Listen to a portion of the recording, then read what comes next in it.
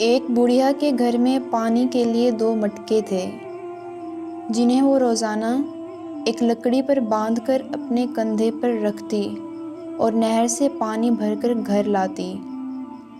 ان 2 مٹکوں میں سے ایک تو ٹھیک تھا مگر دوسرا کچھ ٹوٹا ہوا تھا۔ ہر بار ایسا ہوتا کہ جب یہ بڑھیا نہر سے پانی لے کر گھر پہنچتی تو ٹوٹے ہوئے مٹکے کا آدھا پانی راستے میں ہی بہہ چکا ہوتا، جبکہ دوسرا مٹکا پورا بھرا ہوا گھر پہنچتا۔ ثابت مٹکا اپنی کارکردگی سے بالکل مطمئن تھا تو ٹوٹا ہوا بالکل ہی مایوس، حتیٰ کہ وہ تو اپنی ذات سے بھی نفرت کرنے لگا تھا۔ یہ عمل مسلسل 2 سالوں تک جاری رہا۔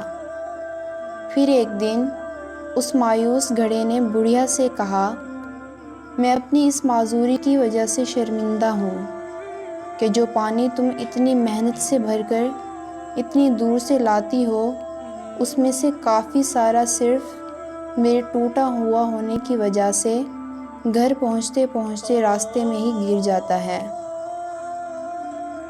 گدھے کی یہ بات سن کر بڑھیا ہنس پڑی اور کہا، کیا تم نے ان سالوں میں یہ نہیں دیکھا کہ میں جس طرف سے تمہیں اٹھا کر لاتی ہوں ادھر تو پھولوں کے پودے ہی پودے لگے ہوئے ہیں، جبکہ دوسری طرف کچھ بھی نہیں اگا ہوا۔ مجھے اس پانی کا پورا پتہ ہے جو تمہارے ٹوٹا ہوا ہونے کی وجہ سے گرتا ہے، اور اسی لیے تو میں نے نہر سے لے کر اپنے گھر تک کے راستے میں پھولوں کے بیج بو دیے تھے۔ ان 2 سالوں میں نے کئی بار ان پھولوں سے خوبصورت گلدستے بنا کر اپنے گھر کو سجایا اور مہکایا۔ اگر تم میرے پاس نہ ہوتے تو میں اس بہار کو دیکھ ہی نہ پاتی جو تمہارے دم سے مجھے نظر آتی ہے۔